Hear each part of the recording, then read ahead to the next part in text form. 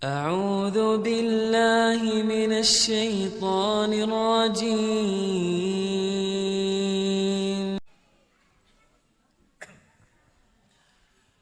Bismillahirrahmanirrahim. Alhamdulillahi rabbil alamin. Allahumma salli wa sallim ala sayyidina Muhammadin miftahi babi rahmatillah adada ma fi ilmillah. Salatan wassalaman daimaini bidawami mulkillah wa ala alihi wa sahbihi.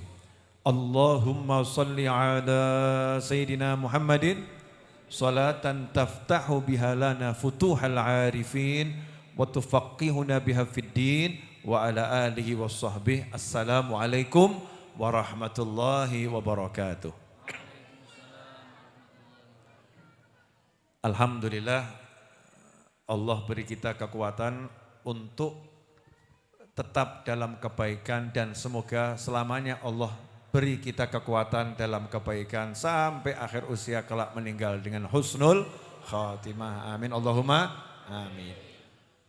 Pertama, saya terbersit makna dari sholawat yang selalu saya baca untuk membuka ceramah saya. Allahumma salli wa sallim ala sayyidina Muhammadin miftahi babi rahmatillah. Dikatakan dalam sholawat tersebut, ya Allah limpahkanlah sholawat dan salam kepada baginda Muhammad sallallahu alaihi wasallam miftahi babi rahmatillah. Kunci yang membuka pintunya rahmat Allah. Ya, kunci pembuka pintu rahmatnya Allah subhanahu wa ta'ala. Jadi Nabi kita Muhammad SAW ini kuncinya. Ya, kuncinya. Kalau kita enggak dapat kuncinya, ya enggak dapat rahmatnya. Ya, enggak dapat kuncinya, enggak akan dapat rahmatnya Allah subhanahu wa ta'ala. Di antara hikmah mengapa Nabi Muhammad SAW dikatakan kunci pembuka pintu rahmat Allah adalah wahyu Allah, wa ma arsalnaka illa rahmatan lil alamin. Tidak kami utus engkau melainkan sebagai wujud rahmatnya Allah bagi segala sesuatu selain Allah, bagi alam semesta. Artinya kalau Rasul enggak diutus, Allah enggak akan merahmati. Tidak ada yang dapat rahmat kalau enggak ada Nabi Muhammad SAW. Maka begitu Allah menetapkan mengutus Nabi Muhammad SAW, maka itulah saat dimana Allah menunjukkan kasih sayangnya yang tiada tara. Karena itu kalau kita pengen merasakan kasih sayangnya Allah, kalau kita pengen mencicipi kasih sayangnya Allah, kalau kita pengen punya jiwa yang mendapatkan limpahan kasih sayang Allah, maka kita ya harus dekat-dekat dengan sumbernya kasih sayang itu, sumbernya rahmat itu untuk kita. Karena kalau kita bicara rahmatnya Allah, berat ya, rahmatnya Allah ini sangat unlimited. Nah Allah beri rahmatnya di jagat raya ini wujudnya adalah Nabi Muhammad SAW. Maka siapa dekat dengan Nabi Muhammad SAW, dia akan semakin banyak merasakan rahmatnya Allah subhanahu wa ta'ala. Rasa tenang. Ini rahmatnya, di antara rahmatnya Allah itu, orang yang dapat rahmatnya Allah hidupnya tenang. Ya, di antara rahmatnya Allah ini contoh rahmatnya Allah. Kita kan mengartikan rahmat kasih sayang ya.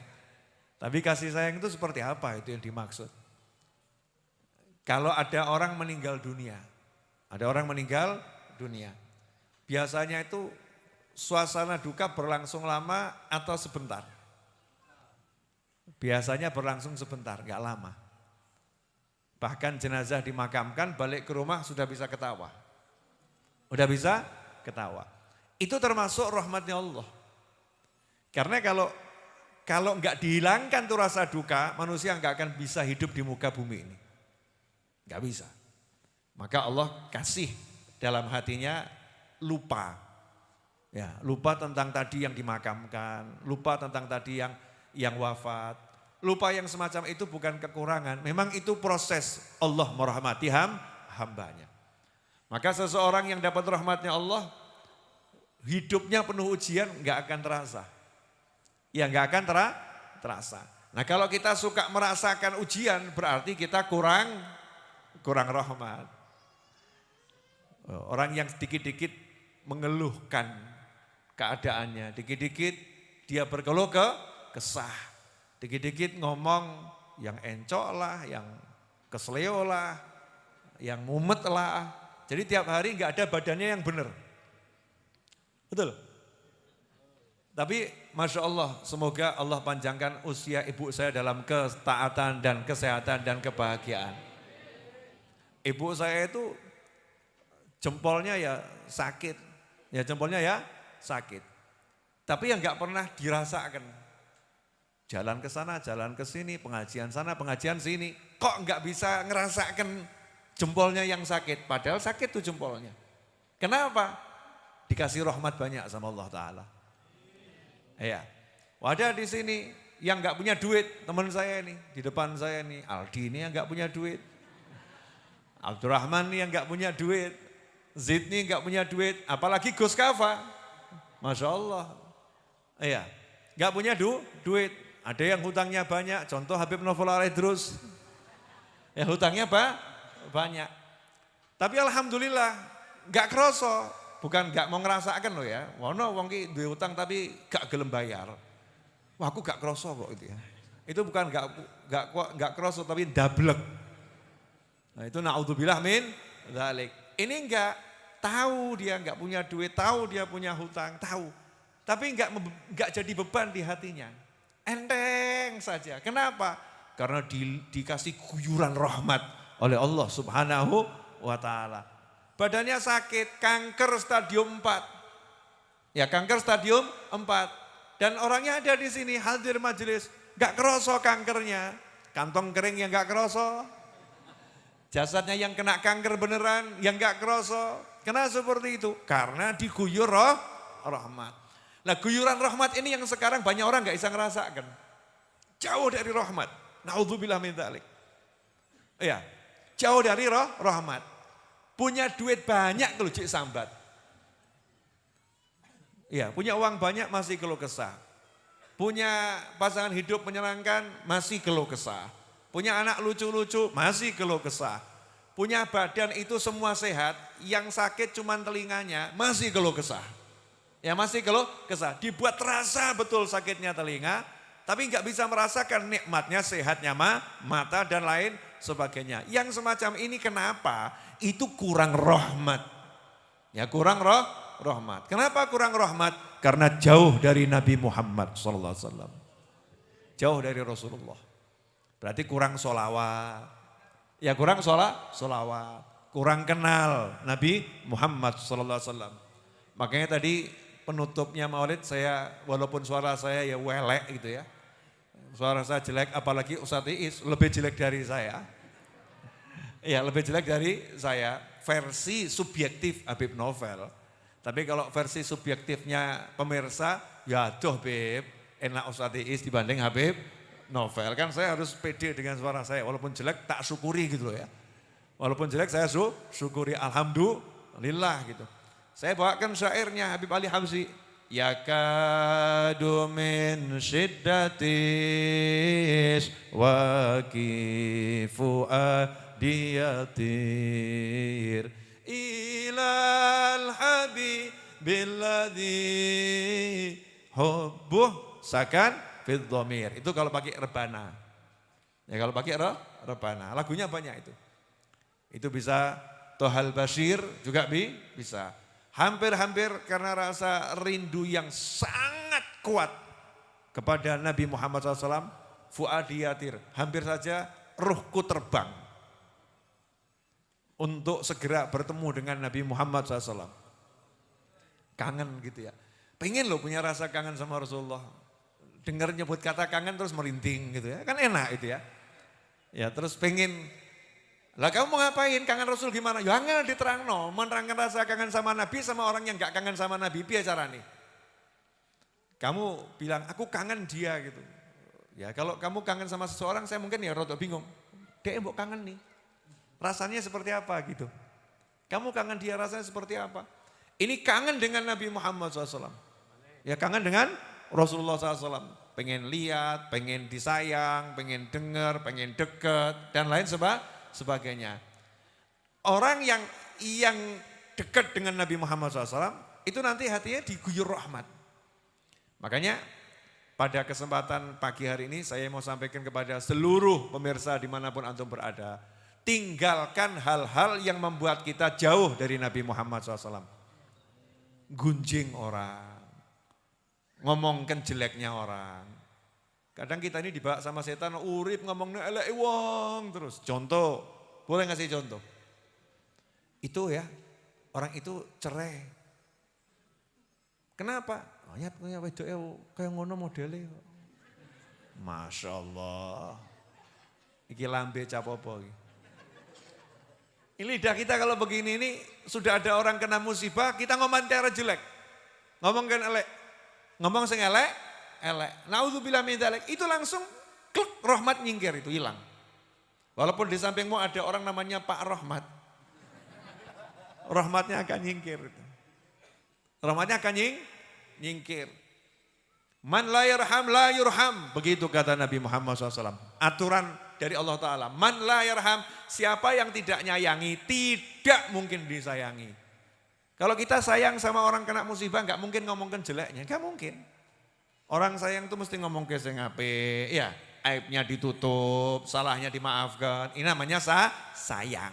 Nah kalau kita pengen disayang sama Allah, pengen disayang sama Rasulullah SAW, pengen disayang sama hamba-hamba Allah, disayang sama malaikat, pengen disayang sama duit. Nah ini rumus nih. Oh, begitu bab disayang duit langsung melek kabeh. Yang tadi merem melek. Pengen disayang sama duit, tahu disayang sama duit, dicari-cari sama duit. Duitnya nyari loh ya. Fulan mana ya kok nggak kelihatan gitu. Duitnya nyari, sayang duitnya. Tapi ada orang yang gak disayang sama duit, walaupun dia cari duit itu, duitnya melarikan diri dari dia. Ada dia, nyingkir. Dia lagi, lari duitnya itu. Kenapa? Sebel, benci. Saya mau nanya, kamu mau ketemu dengan orang yang kamu benci? Gak mau, dicari orang yang kamu benci. Kira-kira kamu temui atau lari menghindar? Lari menghindar. Kalau kamu dibenci sama duit, duit itu akan lari menghindar dari kamu. Kamu cari kemanapun dia, cus menghindar. Tapi kalau kamu dicinta sama duit, kamu tidur di rumah, duit yang gedor kamarmu. Please terima aku, tolong terima aku, ajib tenang. Masya Allah. Jadi awakmu pengen sugih, gede hatimu. Kalau kamu pengen kaya raya, hatimu dibesarkan dengan cinta, sayangi. Pengen nolong orang, pengen bantu orang, pengen nyenengkan orang, pengen buat orang lain senang, pengen buat orang makmur. Ojo al petutu wal pelitu wal bakhilu wal meditu. Udah itu, ngeri.com. Wong petut, medit, pelit, bakhil, kikir jadi satu.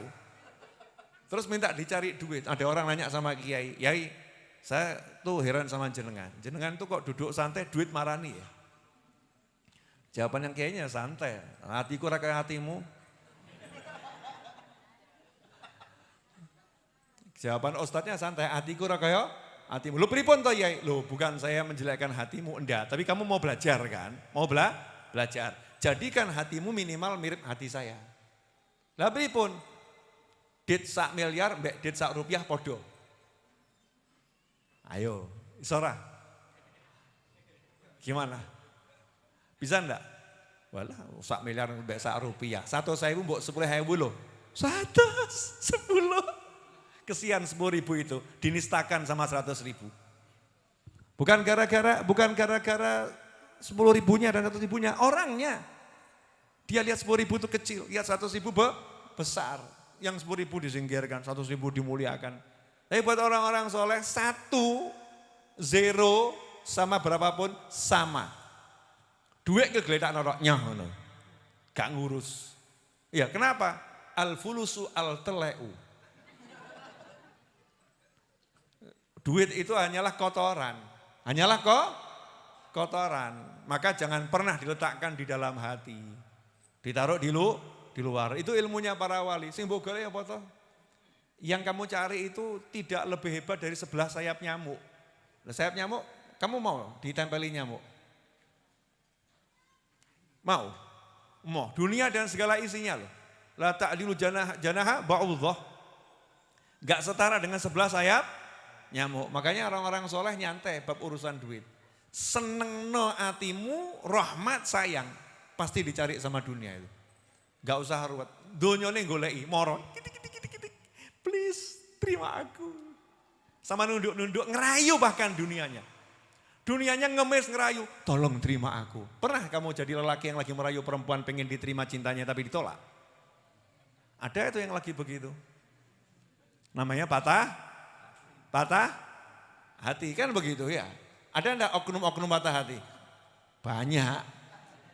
Ya Pak, banyak. Marani ditolak, ngejar ditolak. Nah, orang-orang soleh itu dunianya marani dia, ditolak. Kalau butuh aja diambil buat orang lain. Ganggu ki, dadak gare aku ngene. Coba kalau kita, bawa sini. Dengan senang hati. Nyarinya capek. Lah itulah bedanya hati. Orang soleh sama orang biasa. Hatinya penuh kasih sayang, rahmatnya Allah Ta'ala. Makanya kalau kita pengen semuanya enak, hatinya harus penuh rahmat. Biar penuh rahmat, harus dekat dengan Nabi Muhammad SAW. Karena yang punya rahmat, Allah kasihkan rahmat itu ke Nabi. Kuncinya ke Rasulullah. Jangan ngomongkan rahmat miliknya Allah, betul. Rahmat miliknya Allah, tapi yang dikasih siapa? Yang dititipi siapa? Wa ma arsalnaka illa rahmatan lil alamin. Berarti yang dititipi rahmatnya Allah siapa? Kanjeng Nabi Muhammad SAW. Nah, makanya kalau ada orang kok mumet golek rahmat ki berarti gak kenal Nabi Muhammad SAW. Yang kenal Rasulullah SAW nyantai-nyantai saja. Jelas semuanya? Apa? Duit. Kalau bab duit jelas, mohon maaf ya. Saya bahas rahmat pakai urusan duit biar nyantol. Ya karena kadang-kadang itu ada orang nanya, Bib, ya iya Ustadz, nanti boleh dipotong di share. Ada orang nanya, Habib, ya iya Ustadz. Wirid sudah saya baca, zikir sudah saya baca. Tapi kok saya aktif miskin ya? Aktif miskin loh.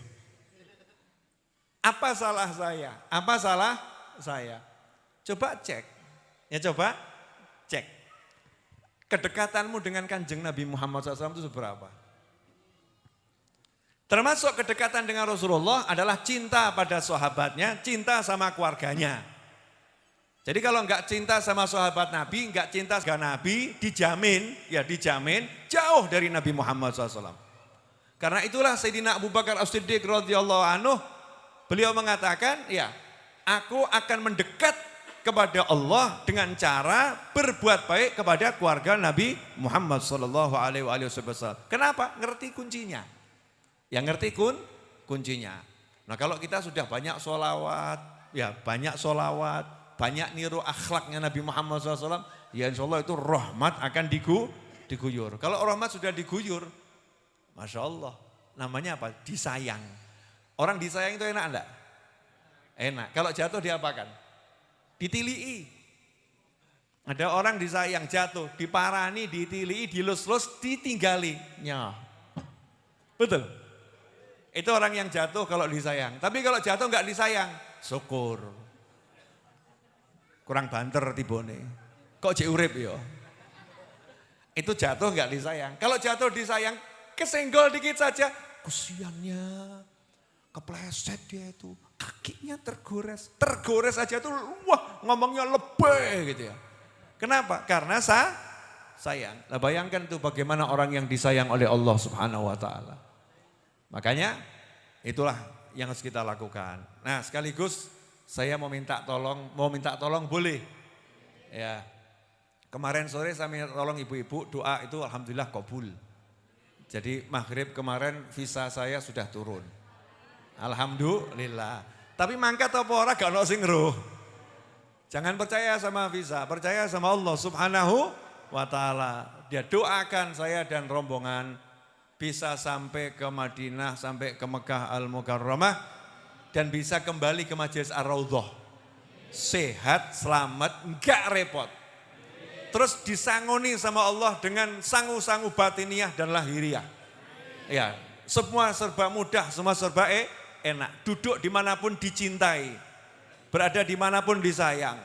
Kondisinya apapun ya selalu dalam guyuran rahmat. Dan mudah-mudahan yang mengamini dapat yang lebih daripada yang minta doanya. Amin Allahumma amin. Kemudian saya minta tolong Kamis depan tetap hadir maulid seperti biasanya. Kemudian Jumat Jumat malam saya masih ngajar. Jumat malam saya ngajar secara offline insya Allah di Majelis Ar-Raudhah. Jumat berikutnya insya Allah Habib Muhammad yang ngajar didampingi Habib Novel Alidrus secara online. Tetap saya akan ngajar insya Allah. Dari mana? Ya mbuh. Oh saya nggak tahu saya ada di mana. Pokoknya nawaitu ngajar. Pengajian Rebu sore jalan seperti biasanya insya Allah. Yang ngajar diantaranya Ustadz Iis. Kalau nggak mau ngajar Ustadz Iis langsung saya pindahkan ke tempat yang jauh sekali. Tak suruh ngajar di pedalaman mana nanti. Ya, ini Ustadz Iis harus belajar dari sekarang untuk ngajar durasi 45 menit. Tanpa qasidah, tanpa sholawat munjiah, dan sholawat yang lain. Murni ngajar ilmu. Itu Ustadz Iis. Hari Rebu 45 menit durasinya. Setuju ibu-ibu? Alhamdulillah ternyata banyak yang ngefans sama Ustadz Iis. Ini bukti betul ya? Banyak. Ya, jadi hari Rebu biasa, Kamis biasa, Jumat hadir seperti biasanya. Insya Allah kita tetap belajar dan mengajar dimanapun kita berada. Saya lagi belajar sesuatu, nanti kalau jadi surprise insya Allah. Ya jadi surprise. Sesuatu yang baik. Kemudian yang terakhir, untuk menutup kajian ini pertanyaan saya, ada enggak yang punya hajat pengen kabul? Banyak ya? Mau tak kasih rumusnya? Ojo mbok pikiri. Mau hajatnya kabul jangan dipikiri, kerjakan saja. Contoh, boleh? Pengen beli rumah, dipikiri, jadi enggak? Enggak ada. Pengen beli rumah itu ya segera cari rumah. Ojo kakek mikir, duitnya mana? Enggak bakal jadi itu orang kebanyakan mikir. Ya betul beli rumah itu ya harus dibayar kan begitu ya. Ya betul harus ngumpulkan uang, tapi enggak usah kamu pikir, jalan saja. Ya jalan saja. Kalau kebanyakan mikir, enggak berangkat-berangkat nanti. Kalau enggak berangkat, enggak sampai. Mulai dengan yang bisa. Bisanya nyari, ya nyari. Bayar urusan carry. Nyari, ketemu, tanya. Pasnya berapa? Gaya nawar. Masya Allah, ini nekat luar biasa ini. Punya duit mas? Belum. Kan baru wacana. Tapi wacananya kan jelas. Jalan. Nanti insya Allah hajatnya kabul. Nah, untuk mencapai itu maka istiqomahkanlah mewujudkan hajat orang lain sebisamu. Jadi kalau misalnya ada orang hajatnya itu misalnya ya nyebrang jalan, ya seberang no. Kalau ada orang itu hajatnya misalnya beli sambel, murah atau beli sambel, kamu bisa belikan ya tukono. Kamu belikan, nanti Allah akan mewujudkan hajatmu kan enak atau modal cilik untuk gede. Enak atau enggak enak? Wah enak. Ada orang itu kok hajatnya menikah, kebetulan tetanggamu itu punya anak perempuan belum menikah, mbok jodohno. Oh tinggal modal ngomong itu sama itu selesai gitu ya. Ya gitu aja kan enak. Nanti hajatmu sama Allah diwujudkan. Kalau misalnya modal tonggonya mau ke rumah sakit mau tilik nggak ada mobil. Lah kamu kok punya temen yang punya mobil, menyambungkan saja. Tonggoku kalau pengen ke rumah sakit gak ada mobil, kesian sudah sepuh, sudah tua. Bisa enggak kamu antarkan sebentar? Oh bisa. Nah, itu nanti hajat kita dibereskan sama Allah subhanahu wa ta'ala. Nah banyak itu orang punya kesempatan mewujudkan hajatnya sendiri, hajatnya orang lain, hajatnya saudaranya, hajatnya tonggonya. Punya kesempatan dan kemampuan. Allah udah tunjukkan, iki loh, tinggal mbok lakoni. Kakek mikir, kok dia kurang ya. Waktu saya terkuras, duit saya kurang dan lain sebagainya. Akhirnya hajat kita jadi sulit. Ya jadi sulit. Jelas? Dah, makasih. Saya minta doanya dan minta dimaafkan. Kalau engkau enggak maafkan aku keterlaluan. Kalau dirimu tidak maafkan aku keterlaluan maksudnya bagaimana? Berarti mempersulit dirinya sendiri. Orang yang enggak mau maafkan orang lain itu nanti ke surganya repot. Tahu ke surganya repot? Karena sebelum masuk surga harus mengikuti persidangan orang yang tidak dia maafkan. Sudah di dunia buat susah, di akhirat ngeruweti. Lu saya mau masuk surga nanti dulu, itu Habib Novel belum kamu maafkan. Jadi kamu harus ketemu Habib Novel dulu, ya, kemudian jalani sidang, nah baru nanti masuk surga. Mesti apa membatin, beb neng donyong garai ruwet, neng akhirat ngeruweti gitu. Naudzubillah min dzalik. Makanya siapapun maafkan, ya maafkan. Di dunia ini kita bereskan, nanti di akhirat urusan kita jadi beres. Jangan menyimpan dendam pada siapapun. Jangan menyimpan benci dengan siapapun. Pokoknya senangkan hati semua umat Nabi Muhammad sallallahu alaihi wasallam. Terakhir satu Fatihah untuk Mbak Fia Khalidah yang 2 pekan lalu kena stroke ringan. Ya mudah-mudahan stroke-nya minggat. Enggak balik lagi, pulih lebih dari yang sebelumnya, diberi kesehatan yang prima. Dan teruntuk bibi saya yang juga lagi sakit semoga disembuhkan. Dan teruntuk siapapun yang sedang sakit dimanapun mudah-mudahan diberi kesehatan yang bawa taat pada Allah Subhanahu wa ta'ala. Ala hadiniyah wa ala man habuna ali wa ila hadratin Nabi SAW. Al-Fatihah.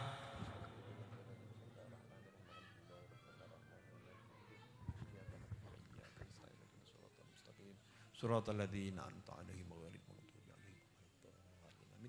Wassalamualaikum warahmatullahi wabarakatuh.